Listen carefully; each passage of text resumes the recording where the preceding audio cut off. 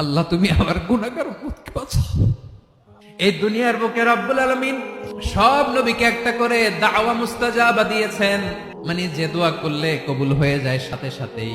দুনিয়ার সব নবীরা ওই দোয়াটা দুনিয়ায় করে ফেলেছে।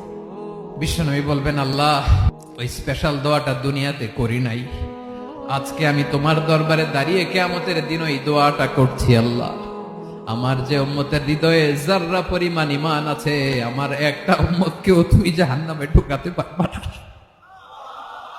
বিশ্বনবী পাগলের মতো একবার হাউজে কাউসারে যাবেন, একবার সিরাতে যাবেন, একবার পুলসিরাতের দিকে, একবার হাউজে কাউসারের দিকে পাগলের মতো দৌড়াতে থাকবেন, তার কোন গুনাহগার উম্মত যাতে জাহান্নামে ঢুকে না যায়। উম্মতি বিশ্বনবী আমার জন্য কাঁদবেন, আপনার জন্য কাঁদবেন, আমাদের জন্য সেদিন কেঁদে কেঁদে জাহান্নামের দরজায় দাঁড়িয়ে আমাদেরকে টেনে টেনে জান্নাতে ঢুকাবেন।